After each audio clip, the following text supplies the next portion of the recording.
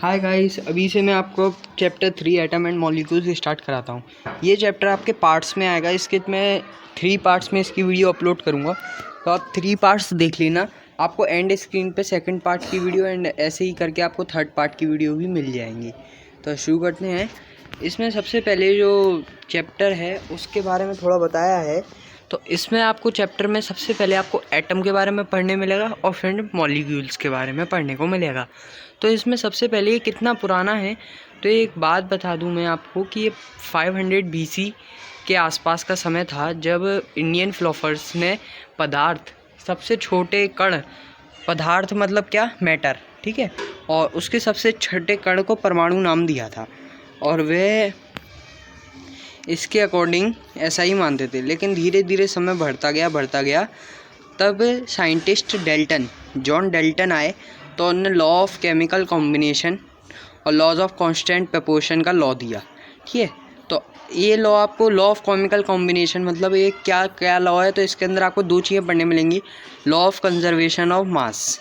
Law of conservation of mass के कारण जब आप जैसे कोई भी 2 चीज़ों को मिक्स करते हैं, तो जैसे आपने मान लीजिए 50 ग्राम ऑक्सीजन लिया एंड आपने लिया 50 ग्राम ऑक्सीजन ले लिया आपने, और 2 ग्राम मान लीजिए हाइड्रोजन ले लिया। वैसे ये रिएक्ट नहीं करेंगे, लेकिन मान लीजिए फिर रिएक्शन हो, जैसे जितने का भी होगा रिएक्शन, कुछ पार्ट का, ऑक्सीजन के पार्ट का रिएक्शन होगा, तो जितने पार्ट का रिएक्शन हो वो जो मिला अपन को और जो बचा है, इन दोनों का अगर अपन ऐड करें तो वो जितना आपने रिएक्टेंट में डाला था ना रिएक्ट होने के लिए, उतना ही आपका प्रोडक्ट का मास होगा। मतलब reactant mass is equal to product mass होता है।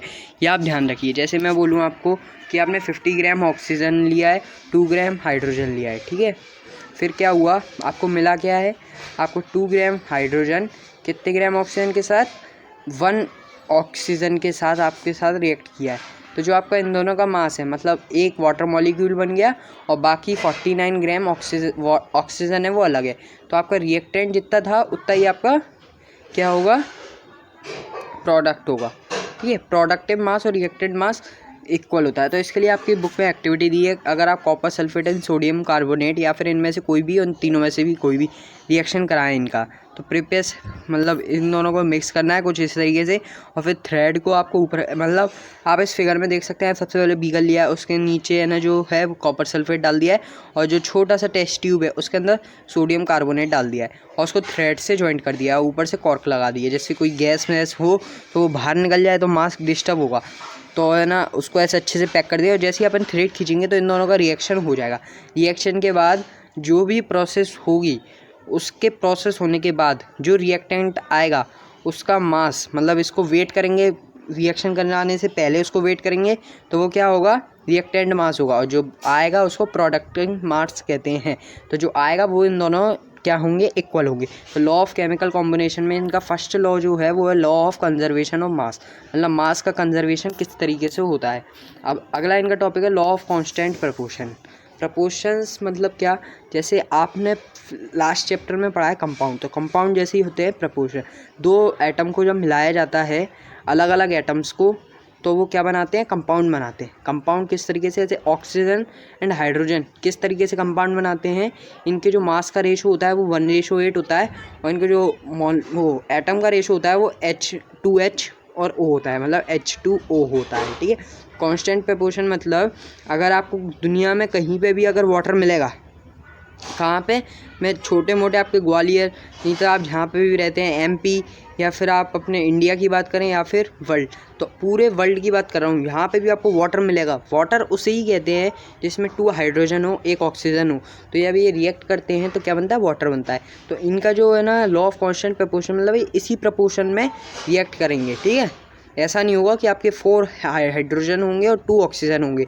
तो इन दिस केस क्या होगा कि 2 हाइड्रोजन जो एटम है वो अलग से बच जाएंगे, वो रिएक्ट नहीं करेंगे। ठीक है, तो जो रिएक्ट करेगा वो कितने कांस्टेंट प्रपोर्शन में ही करेगा, कुछ भी हो चाहे। बहुत सारे कांस्टेंट प्रपोर्शन है, आगे आप बहुत सारे चीज़ें पढ़ेंगे इसी चैप्टर में। तो अब इसके लिए आपको जो कंक्लूजन निकला वो क्या है, in a chemical substance the elements are always present in definite proportion by mass. ठीक है, मतलब वो डेफिनेट रहते हैं वो मास के। और आपका जो फर्स्ट लॉ था, लॉ ऑफ कंजर्वेशन मास, उससे एक और कंक्लूजन निकलता है, पूरी दुनिया में कोई भी चीज़ बनाई नहीं जा सकती, कोई भी चीज़ डिस्ट्रॉय नहीं की जा सकती।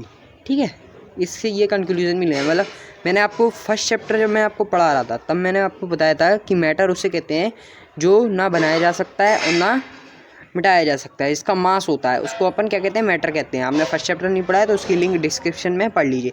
तो क्या मैंने क्या बोला था उस समय कि जो मैटर होता है उसका मास होता है। ठीक है, और मास कभी डिस्ट्रॉय नहीं होता है, इसीलिए अपन क्या कह सकते हैं, एटम कभी मैटर जो है, मैटर कैसे बनता है, पार्टिकल्स से। तो पार्टिकल्स, सबसे छोटे पार्टिकल को अपन एटम कहते हैं।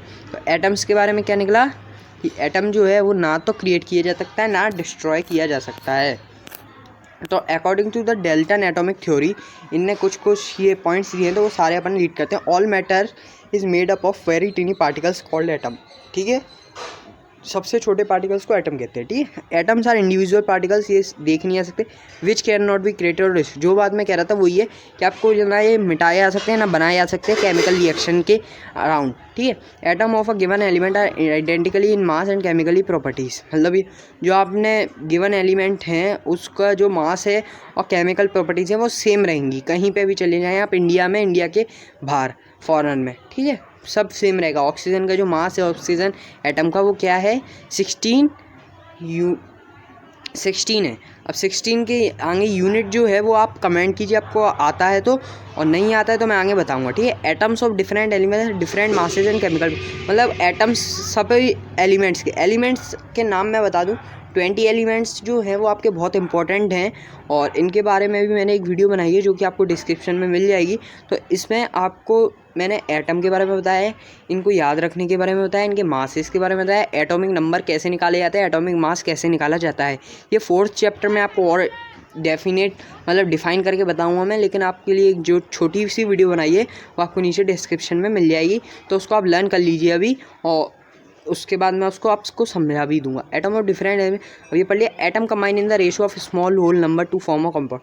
मतलब ये होल नंबर में रेशो होता है इनका, ऐसा नहीं है कि आपने 1:1/2, ऐसा नहीं, होल नंबर में आपको रेशो निकालना है इसका। ठीक है, जैसे 1:8 है, इसको मैं ये भी तो लिख सकता हूँ 0.125:1, ऐसे भी लिख सकता हूँ, लेकिन नहीं, जब ये होल नंबर नहीं है, क्योंकि 0.125 ये होल नंबर नहीं है, लेकिन 1 होल नंबर है, 8 होल नंबर है, तो आपको होल नंबर में इसको लेना है।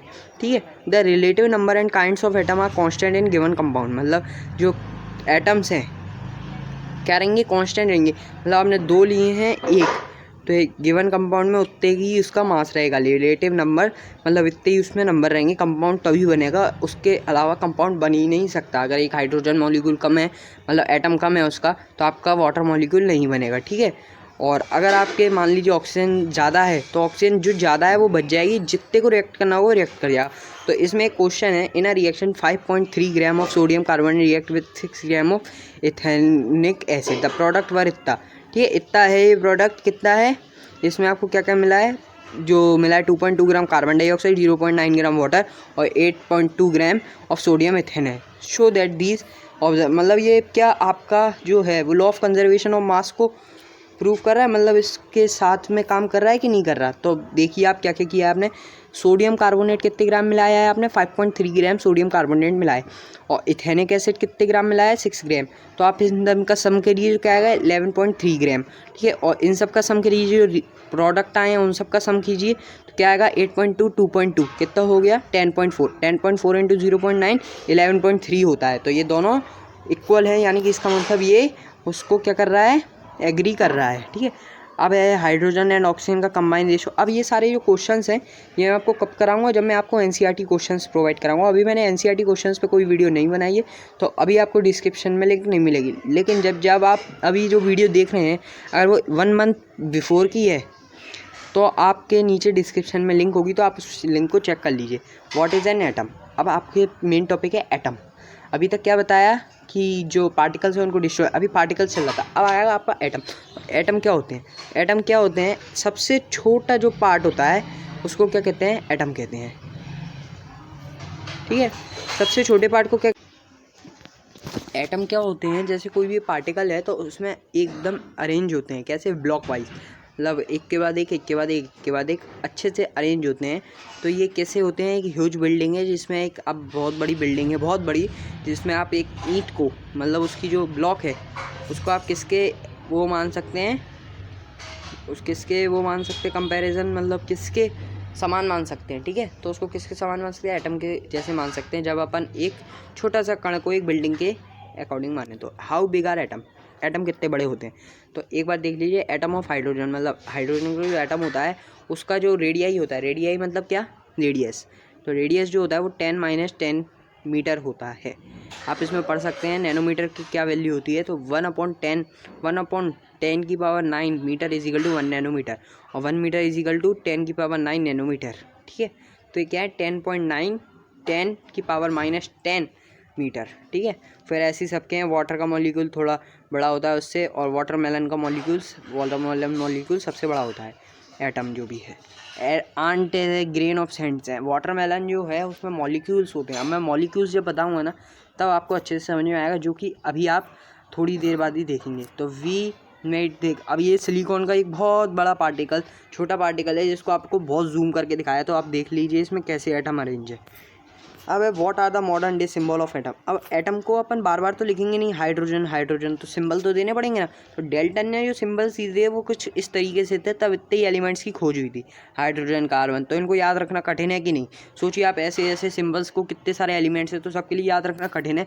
तो इसके लिए आजकल मॉडर्न डेज में क्या किया गया है, जो फर्स्ट लेटर होता है उसको आप कह सकते हैं, या फिर क्या कर सकते हैं, फर्स्ट 2 लेटर्स हैं उनको आप उसका क्या कह सकते हैं, सिंबल बना सकते हैं, या फिर फर्स्ट एंड थर्ड लेटर से आप उनका सिंबल बना सकते हैं, और आपको सेकंड लेटर जो है उसको स्मॉल रखना है।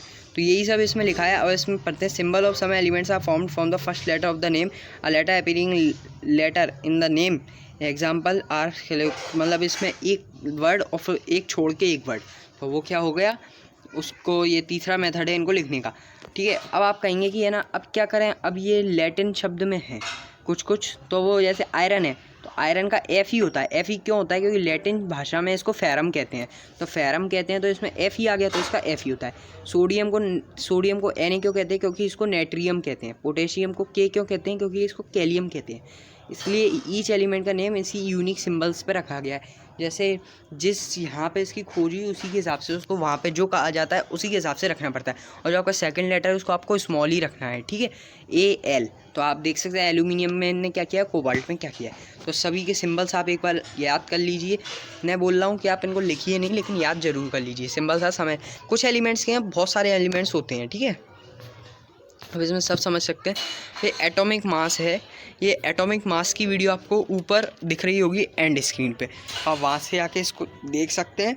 और आप ये भी बताइए कि ये वीडियो आपको कैसी लगी। अगर वीडियो अच्छी लगी तो लाइक कीजिए, और वीडियो अच्छी नहीं लगी तो कमेंट कीजिए कि आपको वीडियो अच्छी क्यों नहीं लगी, कहाँ मिस्टेक्स हैं और कहाँ नहीं करना है हमें कोई इम्प्रूवमेंट। तो और एक और बात कि अभी जो वीडियो है वो 720p मेगापिक्सल्स में आ रही है। अगर आपको 1080 मेगापिक्सल्स में चाहिए तो कमेंट कर दीजिए, उसके लिए भी मैं आपके लिए 1080 मेगापिक्सल्स में वीडियो बनाऊंगा, ठीक है। अब एटॉमिक मास नेक्स्ट टॉपिक में देखेंगे। जब तक आप जो जो मैंने बताया उन सबको लिख लीजिए अपनी कॉपी में और याद कर लीजिए अपने माइंड में। Thank you for watching.